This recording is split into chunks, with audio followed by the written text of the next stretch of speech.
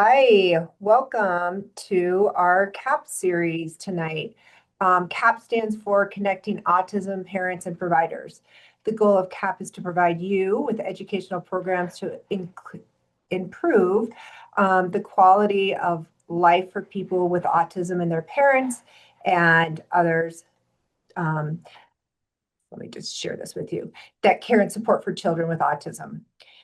CAPP is one of the many services being offered by Aspire. Aspire is a personalized step care model that allows individuals with autism and their family members to receive autism-informed care in their community with the support of an autism center that provides clinical services, training, education, and care coordination. Here is our flyer. I'll put this up at the end as well. We have one more coming up in December.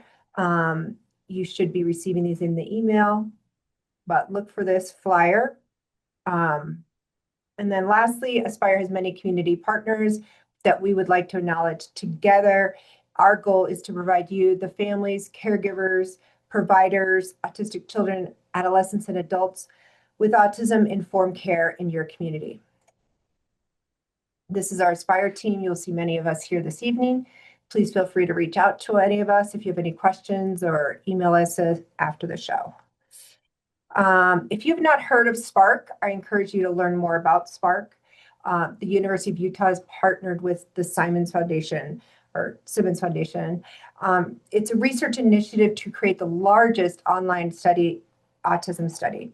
The goal of Spark is to speed up research and advance our understanding of autism to improve lives. Individuals with autism, including adults, biological parents, and siblings, are all encouraged to participate. You don't even have to leave your house. They send you a collection kit and a survey, and then once the surveys are and the saliva collections are received, then in the mail, you will receive a gift card to Amazon for $50. So if you'd like more information on this, you can reach out to Aspire or any of us on this email. Before moving on to our topic this evening, I want to remind you that in addition to receiving any handouts associated with the topic tonight, there will be a brief survey that you'll receive.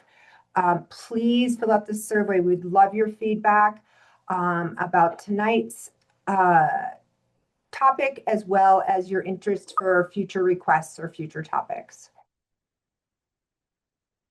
And then, lastly, I would like to introduce Dr. Casey Clay. He's an assistant professor in special education and rehabilitation up at Utah State University.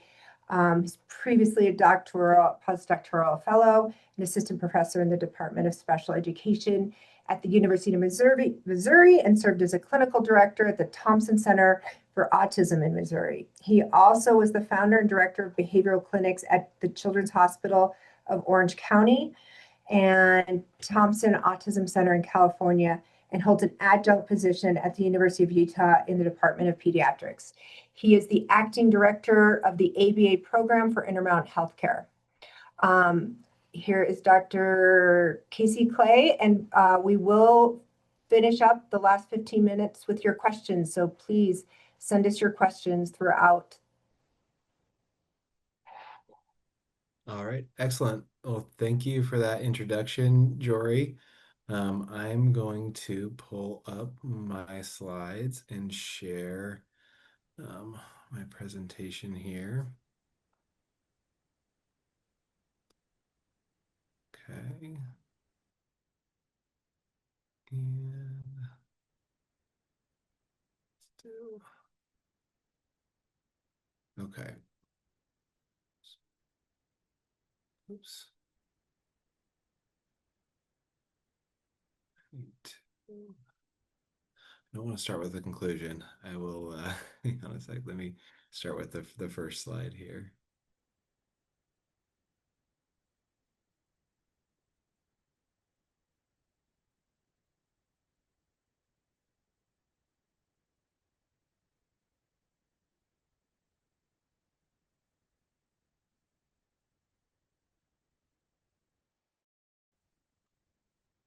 Okay. Doesn't want to. Okay, we'll just go back. Oops. Start with the first one. Okay. Okay, so the topic that I'm going to be talking about today is applied behavior analysis, or ABA.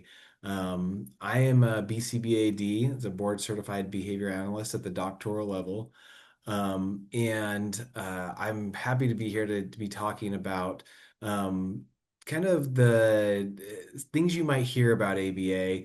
It's kind of a newer field, a newer therapy. Folks may not be as aware of it in terms of what we do.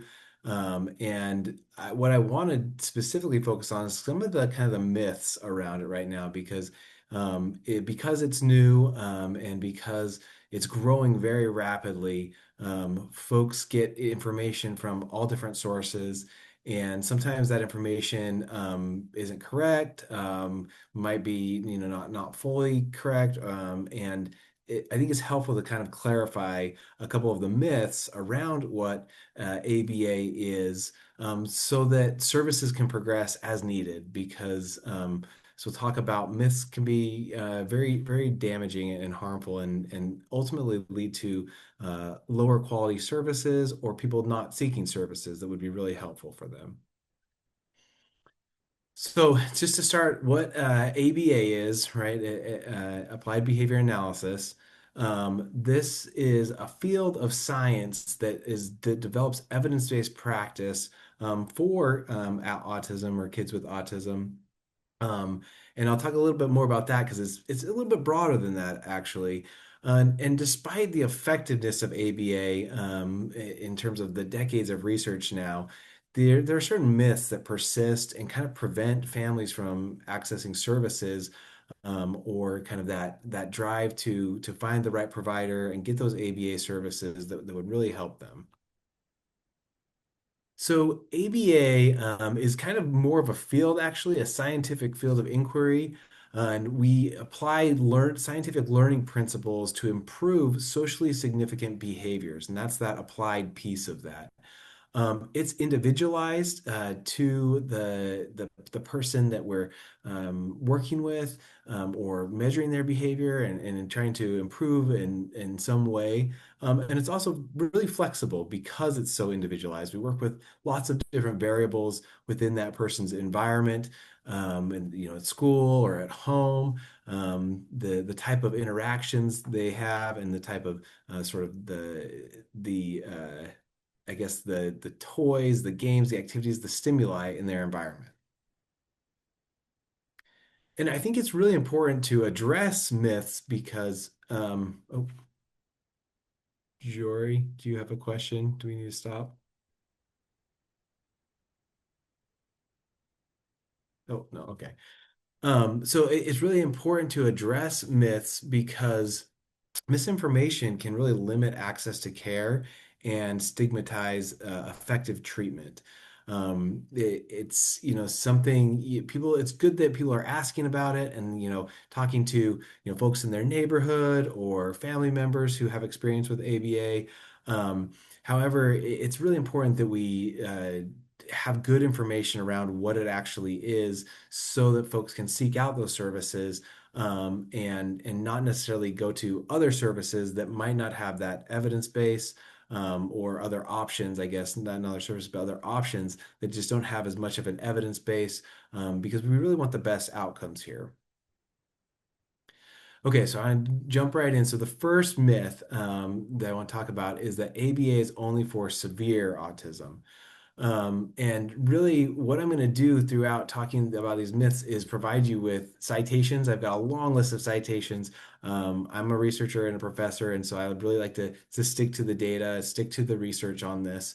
And I'll talk a little bit about the fact, and then kind of how that impacts you as a parent, or how that's involved in your child's life. So ABA is not just for severe autism. It benefits individuals across the spectrum with specifically tailored supports. So this can be any age, and any sort of all abilities. Sometimes we have folks that or kiddos that haven't developed language yet. We can work with them. And then other times there will be kids with have a pretty good repertoire, and then we might work on our language repertoire, and then we might work on maybe their social skills, because that's kind of the area that needs the most help there. And so what you can do as a parent is relay needs to your ABA provider, your BCBA, talking about what are you seeing at home that they need help with. And so because ABA is so individualized and flexible, we can really address a variety of needs. So you as a parent, I think that it's really helpful if you have that good open communication with your provider and say, here are some goals we really want to work on, or here's what we're seeing at home, because ABA is individualized and flexible, and not just for a specific kind of subset of folks with autism. The next myth, ABA is only for children. When in fact, ABA works across the lifespan in schools and workplaces and communities. Studies that Peter Gerhardt works specifically with a lot of adults in terms of, getting them things like jobs or transitions throughout different life events. Um, and this is, I think this is important while the focus of the series and service is usually on children. That's important, but it's also important to remember that you won't have a child forever. Your child will age and they get older, and it's good to know that they can continue to have a behavior analyst, a BCBA, helping them work on those skills, whether that's preparing them, for a job, or to go out into the community just to kind of go into a grocery store and purchase the groceries they need, or things like going to a movie theater for entertainment. ABA and BCBA's work across a range of those skills as well, that impact teenagers, and adults. The next myth. So ABA is about controlling behavior, um, and having really tight control, and like that's the only time it will work. When in fact, ABA really empowers individuals by teaching them independence and quality of life skills. And what we don't necessarily, you want to have the tightest control on behavior, and like seeing good behavior when we want to see it, or seeing learning only happen in the clinic and not in home. What we really want to do is build those skills so that they can use those skills across schools, across their home environment. And what we ideally want to do, we talk about with ABA kind of the controlling the antecedents and the consequences of behavior and controlling the environment. But what we really want to do is have the natural rewards at home, kind of maintain behavior and positive and healthy behavior habits.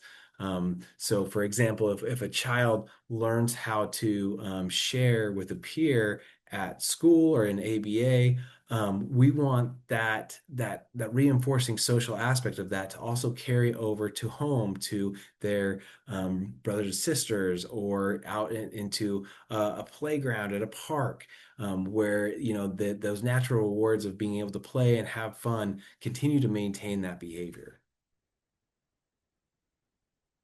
Next myth is ABA uses harsh methods. And when in fact, I think modern ABA is much more compassionate, person-centered, and evidence-based.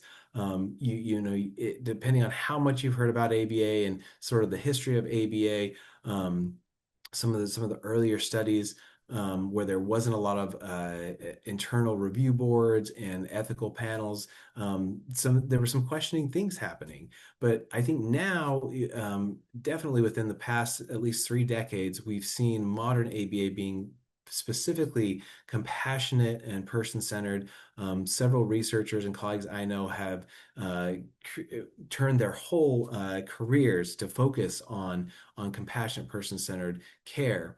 Um, and I think, when we're delivering ABA services, and other parents that I've worked with, it's interesting to hear parents describe stories of, how they might have disciplined their child before hearing about ABA, or they're just really they don't know what to do with their kid, and they just say, "Just go in your room and stay in your room." Things like that. They end up being, parents clearly don't have kind of the skills around what to do, and it might need some help and some tips around that.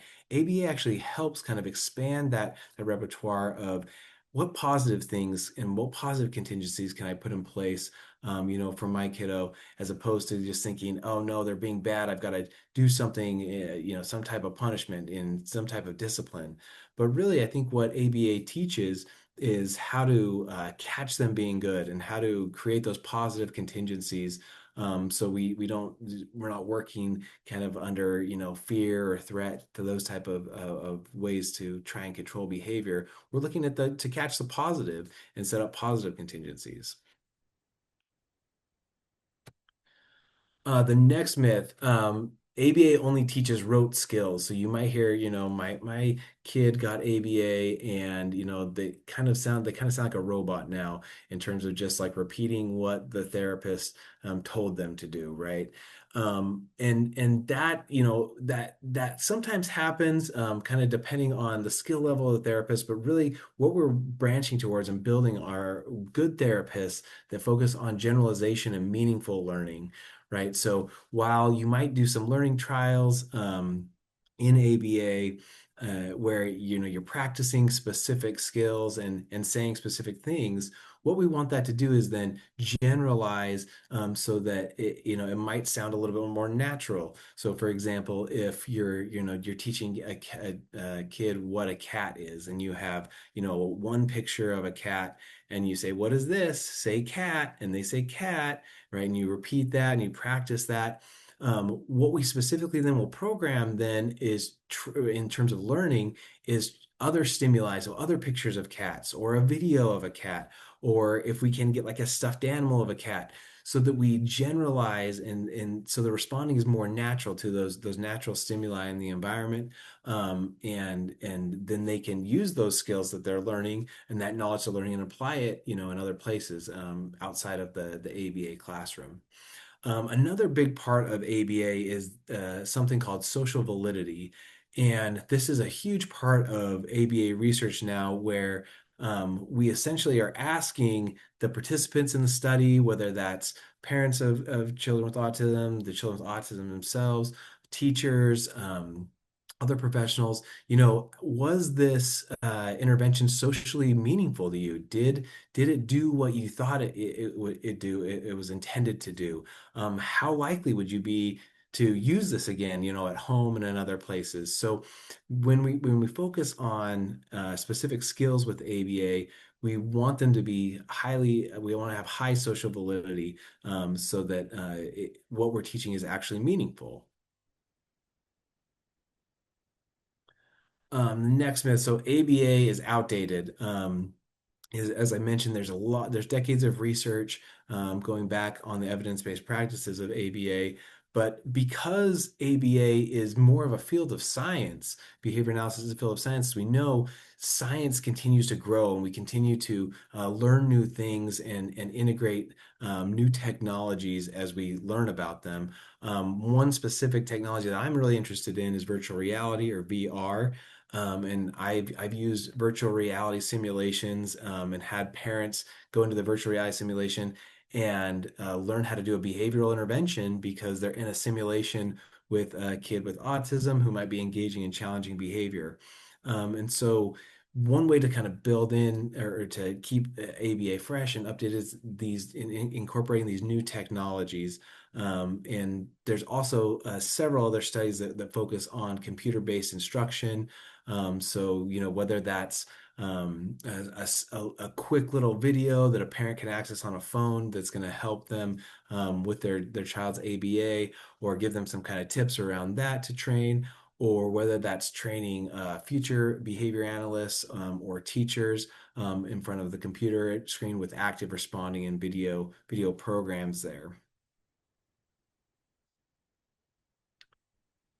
So the next myth is that ABA is the same for everyone.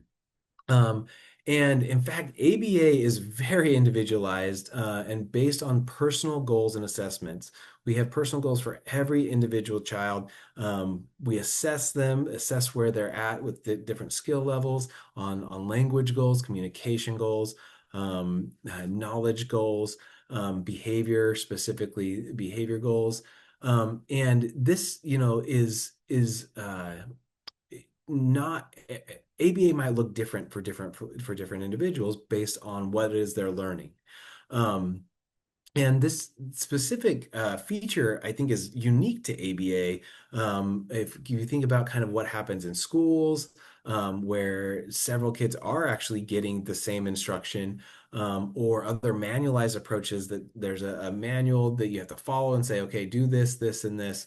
ABA specifically sort of stays away from those approaches because it's so individualized. We're constantly taking data to see how that individual is doing, and then tailoring the intervention based on that data to individualize it to be successful for each individual that we're working with. The next myth. So ABA ignores emotions. This is something that you hear pretty frequently. That my kids stressed out and getting ABA, and that the ABA therapist just isn't listening to kind of how they're feeling and responding to their feelings. But really, ABA addresses social emotional learning outcomes, and we teach those skills specifically so that kids can be able to identify the emotions of other individuals. As we know, individuals with autism sometimes struggle with that part of social interaction, is kind of being able to detect other emotions from individuals, or the emotions within themselves. So there are specific programs that actually focus on teaching kids with autism how to identify their own emotional states, right? Whether that's little pictures of happy, sad, angry faces, and practicing, trying to catch when a kiddo might be a little bit frustrated, and then the therapist can say, "How are you feeling?" and show them those images of smiley faces, all the way to kind of frustrated faces. And then we teach them, "Oh, you're feeling frustrated." And it's great when we kind of practice that, and then we see that happen kind of in the natural environment when it comes up the next day, and a kiddo might say, "I'm feeling frustrated," and they might point to that frustrated face, right? So we definitely want to identify emotions as emotions govern so much of our motivation throughout the day, and our motivation to learn. And we definitely want the kids that we're working with and we're teaching to be in a positive emotional state. So to be able to identify that and to practice those skills is pretty critical in ABA. Myth number 9. So ABA just doesn't work. You might hear, some parents say, "Well, I tried that ABA and it just didn't work. We tried it for months, it didn't work." And I think not validate those specific perspectives, because it may be the case that it wasn't working for that individual. I think right now we're specifically focusing on quality controls in ABA and making sure that it does work. Overall, if it's being practiced as is proposed in terms of the research, ABA is supported by decades of peer-reviewed evidence. Also, several governmental agencies, leading governmental agencies, the NIMH, the NICHD, the American Academy of Pediatrics, CDC, they all support ABA as an evidence-based practice for individuals with autism. And I like this quote here from the Surgeon General of the United States. It says, "30 years of research has demonstrated the efficacy of applied behavioral methods in reducing inappropriate behavior and increasing communication and learning."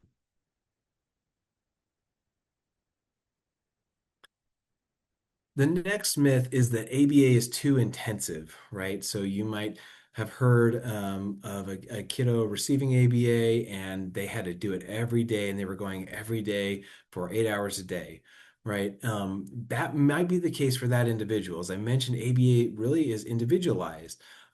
So because it's individualized, the intensity or the delivery of it is also individualized.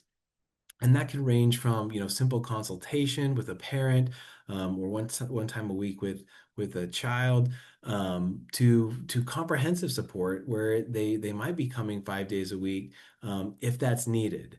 There's some really recent data that just came out this year where they used AI models, and kind of grouped different profiles of individuals with autism based on kind of their skills and where they're at and their needs in ABA, and then compared that to how many hours they got and tied it to the outcomes. And so they got some really interesting data that show, if your child is more fits this profile, in terms of the language abilities, and social abilities, this is how many hours they might need, and this is likely the outcome you might expect. So some really interesting stuff happening right now related to the intensity, and how much ABA is being prescribed for each individual kiddo there.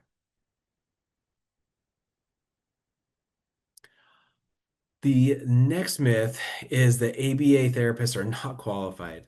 And this is something I think that kind of comes about, as I mentioned, BCBA, or the Behavior Analyst Certification Board, is fairly new. It's obviously not as old as the American Academy of Pediatrics, or some other, fields in terms of healthcare and medicine. But over the past 3 decades now, behavior analysts have created programs where there's extensive training, at bachelor's, master's, and doctoral levels. There's the certifications I mentioned, the board certified behavior analyst certification board, and there's also licensure now.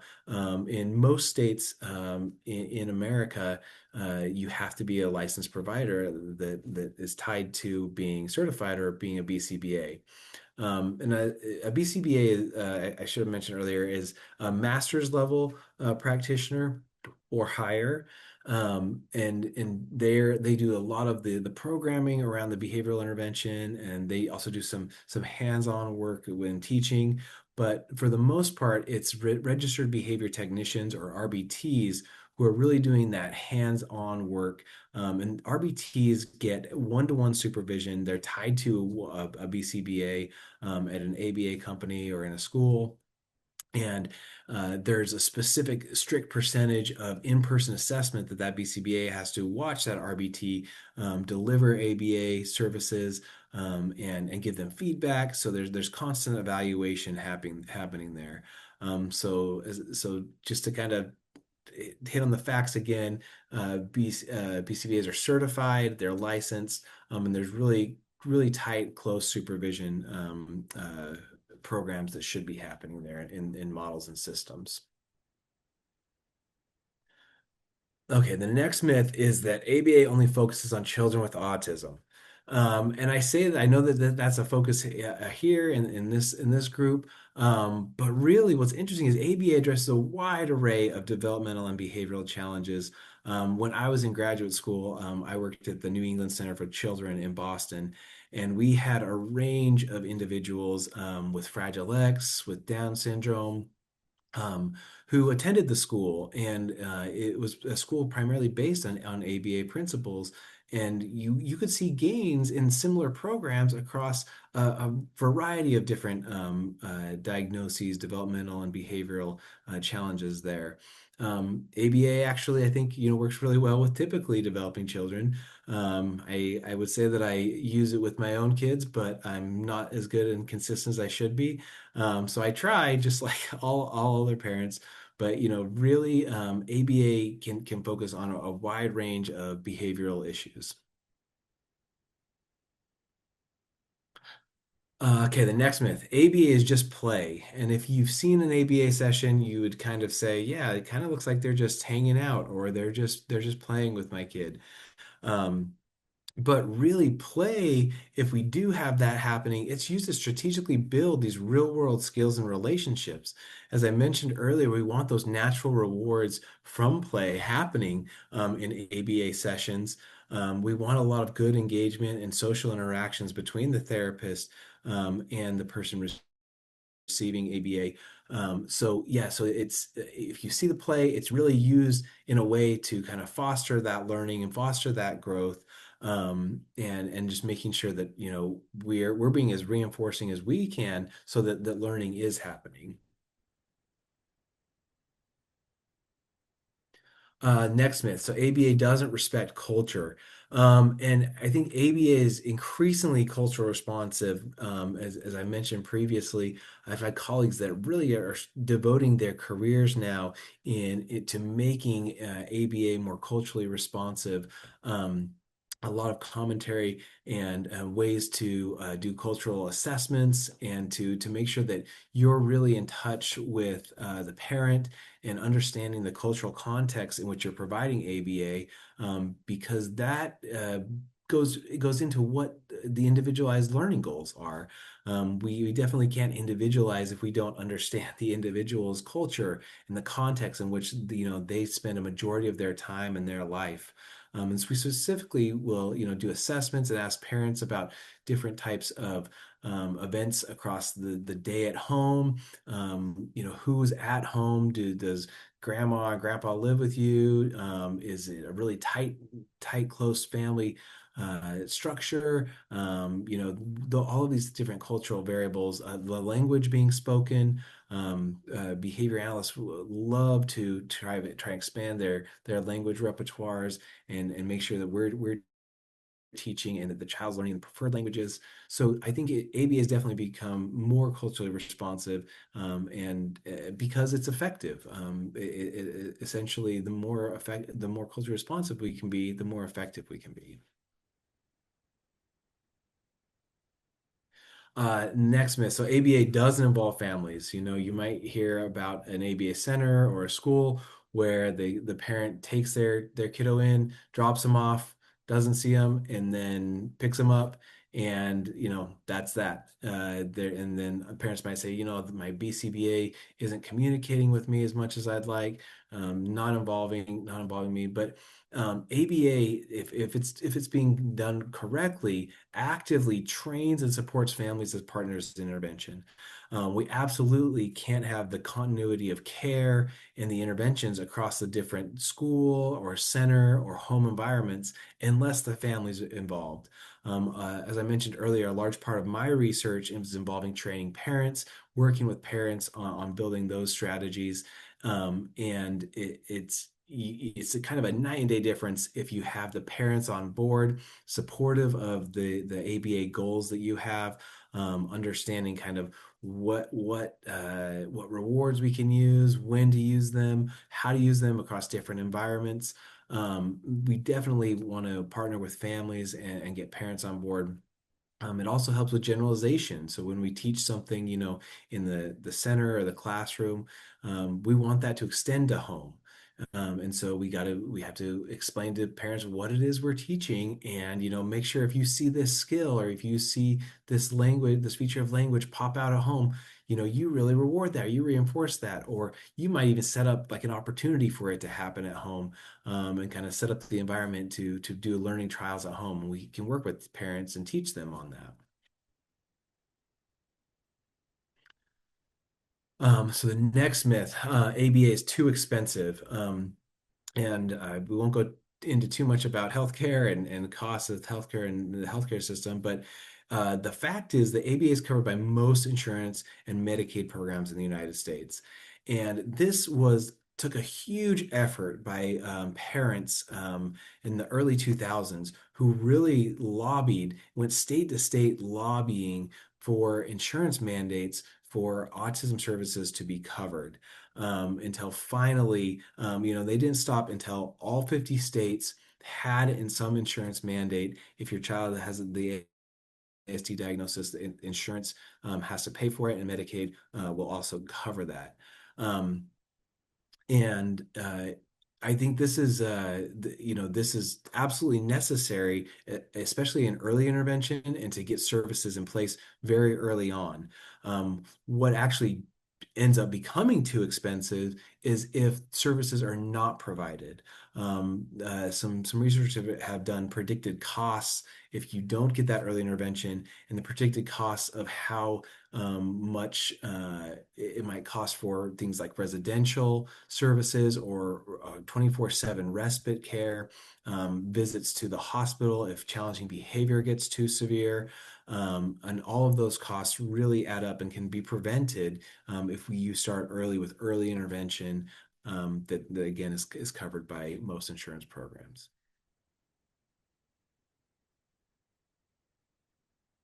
The next myth is ABA is temporary. My kid went to ABA. They learned this. They learned this skill. They learned how to say excuse me, or they learned to stop having tantrums, those type of things. But then it went away, right? And then this is tricky because, kids are continually growing, they're continually learning new things, but really good ABA skills build on that long-term independence and generalization. And several researchers have focused on this in terms of, we have a specific data collection sheet that's focused on maintaining these skills that we teach. So if we teach a skill and the kids got it, and we call it teaching to mastery, they've mastered it. And then what we'll do is a week later, 2 weeks later, 1 month later, we'll go back to our maintenance data sheet, and then we'll bring that back out and test that skill again, because we really want these skills to maintain across the lifespan, because that helps to promote generalization to other environments. If they're not maintaining, then they can't be practicing them in other environments where they're kind of meeting the natural reinforcers there.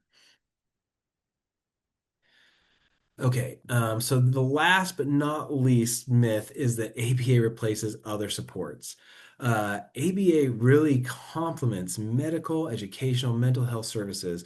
So, for example, speech and language services, speech and language pathologists. I love working with SLPs and understanding, what they're doing in their therapy and how that overlaps with, language programs that an ABA therapist might be working on, as well as occupational therapists or OTs.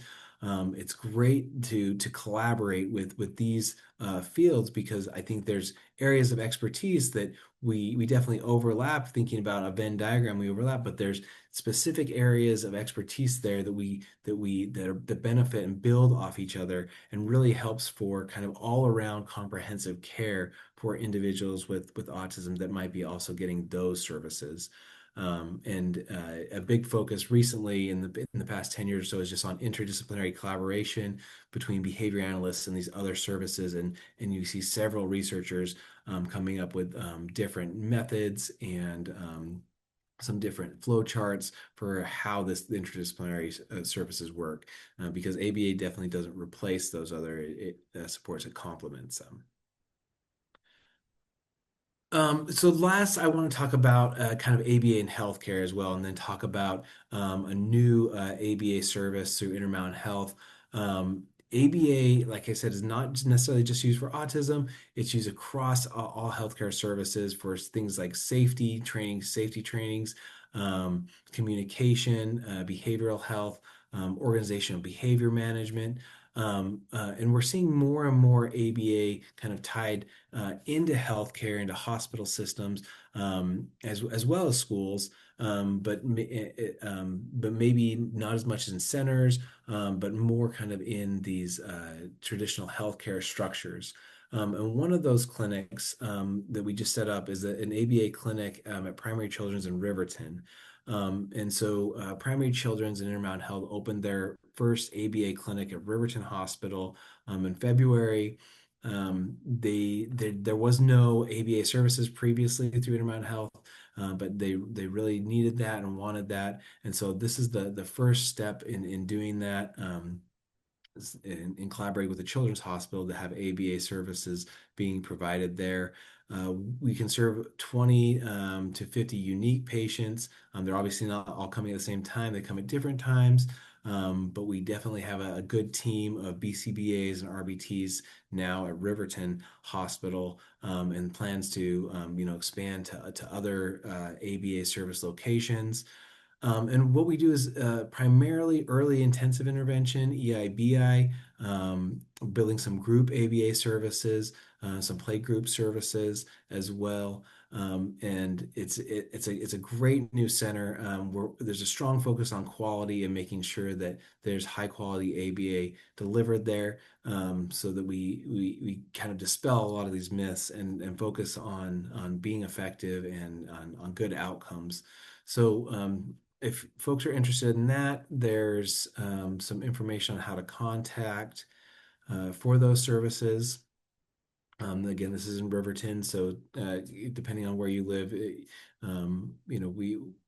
it may be more or less worth it to drive there versus other centers. But I think that this location is definitely a good option for early intensive intervention, children ages 2 through 6. Okay, so that is um, the conclude and to conclude, ABA is individualized, flexible, and it's evidence-based. So it's really important to kind of dispel these myths so families can access the effective supports provided by ABA. So Jory, you mentioned I could see questions, but I don't think I actually can see a chat right now. So if there's So yeah, questions we've got there, some questions that I will just share with you, and if you could just respond, that would be awesome. great. Okay, let's see. How do you know if your child's a good fit for ABA? Oh yeah, that's a great question. Um, I would say if there's a diagnosis, if there's an autism diagnosis, it's more than likely they could benefit from ABA services. I think that depending on what your goals are, would kind of depend on the intensity of ABA. But at least initial consultations, if you're curious at all, it's worth it to kind of talk to a BCBA and try to find ABA services that would fit kind of what your needs are. So I would say almost any child to a degree. But obviously there's different profiles of kids there that might have more or less needs. Great. How do you know if the therapist is a good fit for your child? And if you feel like it's not, are you allowed to switch or? Yeah, that's another really good question. I've definitely seen situations where a therapist and a child probably aren't the best fit. This is kind of tricky because, usually we see a lot of behavioral challenges. ABA is kind of a new environment. The kiddo might not like it initially, so we might see some, tantruming or some kind of pushback or avoidance of their teacher. But really, if there's continuing ongoing issues there, you definitely should bring it up to the BCBA, and then you can definitely switch. As I mentioned, the RBTs are usually delivering the hands-on frontline treatment. Most centers have several RBTs, so there's other options available. To kind of find the right RBT that's going to be a good fit with your kiddo, because yeah, sometimes it just clicks with a specific RBT, and there can be other options there. Okay, great. When I'm looking at around at the various ABA clinics for one that's a good fit for my child, what are some things to look for? What are some things to ask? Yeah, that's another good question. One thing I look for is if ask about the BCBA's caseload. How many, kids are on their caseload? Because you can kind of tell if a BCBA has way too many kids, up around 30 or 40 on their caseload, it's likely that they're not going to be able to deliver the highest quality of care there. And so that's something, asking about caseloads. Also asking about just kind of the process of assessment intervention, making sure that they have good systems of how they conduct assessments, that they will, share their data with you and explain the outcomes of the assessments, as well as the intervention. That the systems that they have in place for intervention, the ABA providers really open to explaining the data that they're getting and sharing that with you so that you understand it very well as a parent. Those are kind of some marks of high quality in terms of what to look for and what to ask. Okay. What are the benefits of clinic versus in-home? Yeah, and this varies. As I mentioned, ABA is very individualized. So different skills are a lot are we can see better outcomes when they're done in a more highly controlled clinic versus things like at home, things like if like eating or just different types of like daily life skills. If your kid's really struggling, just to get it dressed, simply getting dressed in the morning, right? That's something that we would definitely want to focus on at home and seeing kind of what's happening in the environment, what are the variables around that that's kind of leading to those challenges. Was it a skill? Is it a skill-based deficit? Is it something that's more kind of motivational that they know how to do it? But yeah, it just kind of depends on the individual goal and what we're teaching there. Okay. Thanks. Another one that is, if my insurance doesn't cover ABA therapy, are there any options for help to pay for therapy? Yeah, I think so. There is a state program. There's scholarships through the state. I think it's called the Carson Smith Scholarship, that parents can apply for. Um, Yeah, I think that some ABA providers might offer sliding scale payments also, for example, based on what you can afford. Um, but yeah, usually, like I said, most insurances cover, and if not, Medicaid covers, so there should be an option to pay for it. Oftentimes, um, you know, a child is prescribed, 30 hours. But in this case, the parents don't really want the 30 hours. What can the parents do to advocate for that? Yeah, that's a good question, and that's a good discussion to have with your BCBA. Why is it you're thinking 30 hours might be too much? And also, if you're not seeing necessarily the growth with all of that those dedicated hours, then I would say, talk to your BCBA about how intensive and how frequently, how many hours they're prescribed and kind of how much growth is happening with that. How many goals are they hitting? Could they be hitting the same amount of goals or those objectives, those learning objectives, with less hours?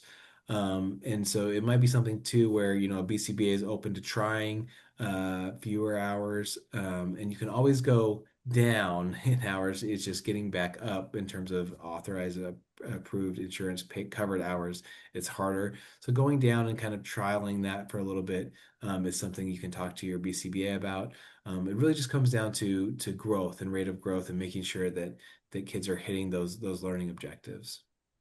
What about as a parent? I don't want my child, I'm not ready for them to be in a clinic for 30 hours a week, Mm. but they're insistent on, no, 30 hours or we're not going to see you. I would say maybe start building up to that. If it's 30 or nothing, in terms of the provider, there should be other provider options. You should find there should be another provider that's willing to discuss kind of what fits your family's needs, as well as individualizing to the kiddo there. I think one thing is yeah, I think it's a kind of a personal discussion definitely with the parent and the BCBA to talk about, if the goals are being met there and if they're seeing growth based on how many hours are required. How does ABA support non-speaking children? Will they incorporate sign language? Are these ABA therapists familiar with sign using augmentative and alternative communication? Yeah, that's a great question. And this is kind of, I think where SLPs come in as well and us complementing each other's skill sets. I think most CBAs, when it comes to supporting language, do learn things like different sign language. Obviously, not becoming fluent in sign, but learning a few key signs to help support that language growth. It's basically ABA takes more of kind of a functional communication approach where, what signs does this kid need to access things? Do they need a sign for water or drink, right?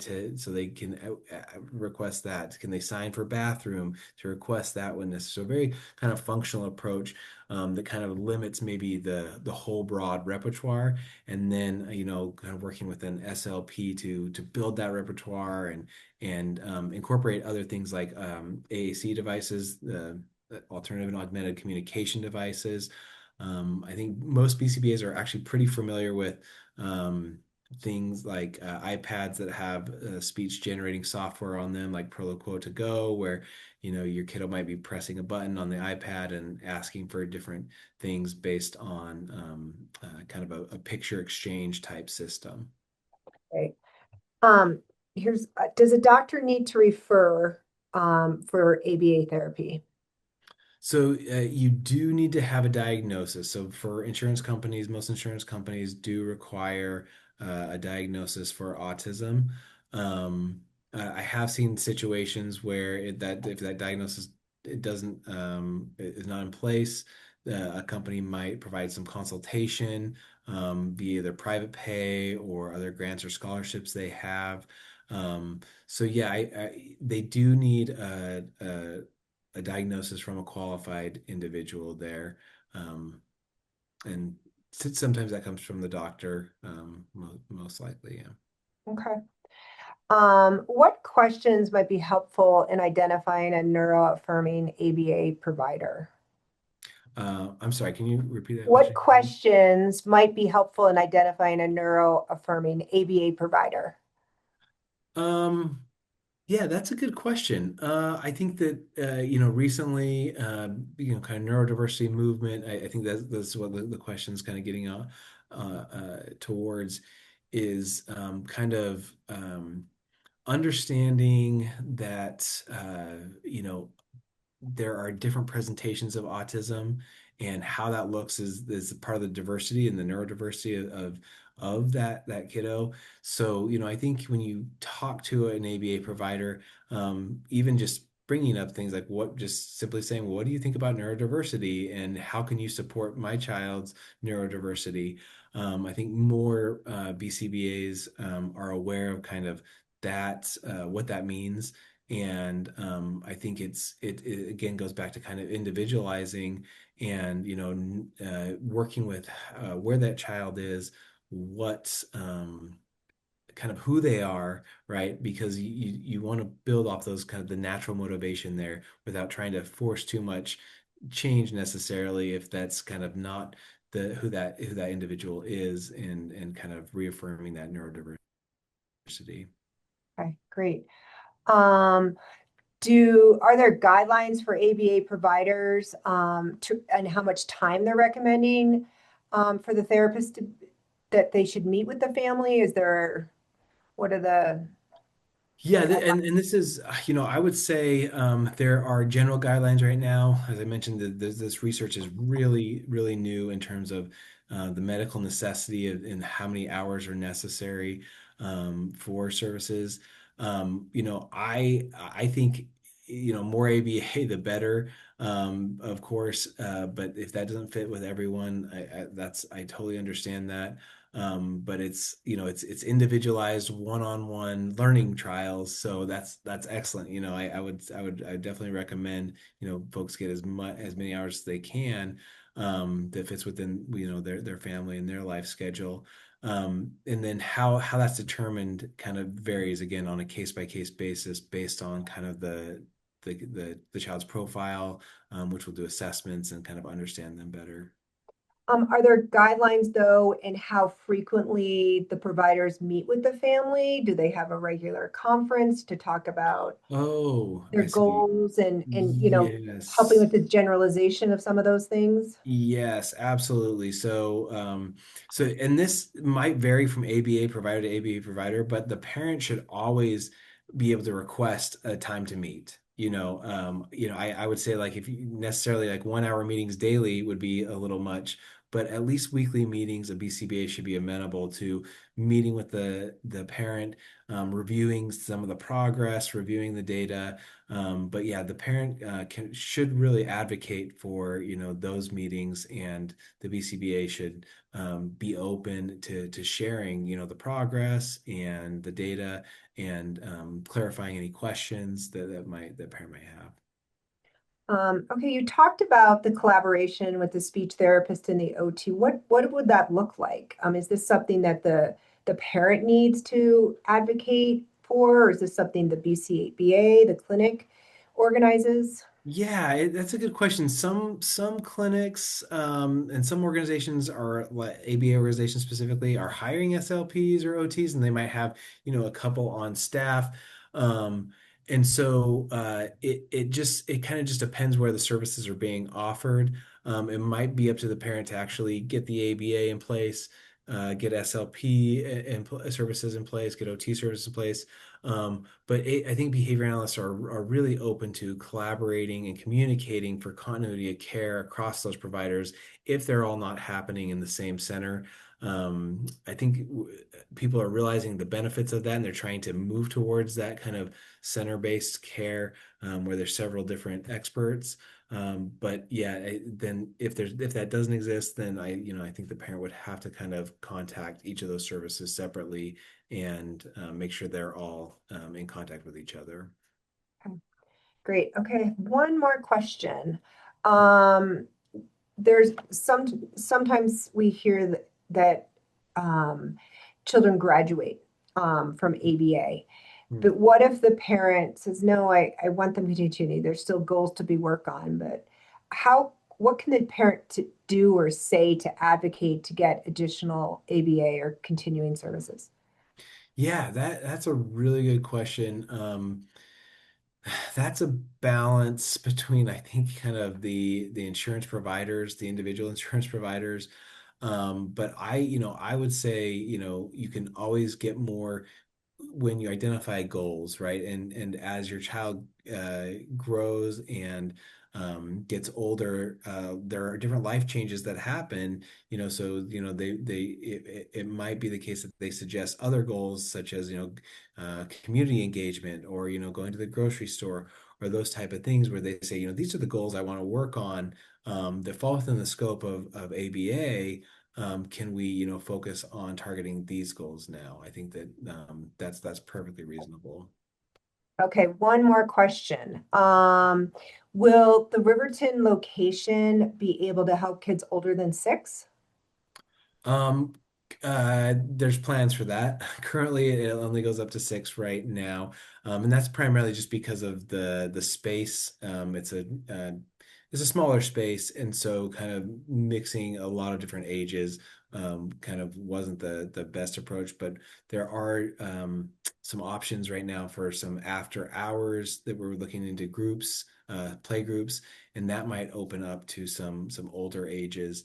But I think, yeah, it's just kind of a matter of the space, just to make sure that we don't have too little of kids with too big or too old of kids. That's great. Great. Thank you so much for your time, Dr. Clay. We really You're appreciate it. welcome. You're welcome. Yeah, I'm glad to be able to give this information to parents. Hopefully, it's helpful. Feel free to share my email, and if folks want to contact me, I welcome the conversation, or for any other resources. Great. Thank you so much again for your time. Yeah.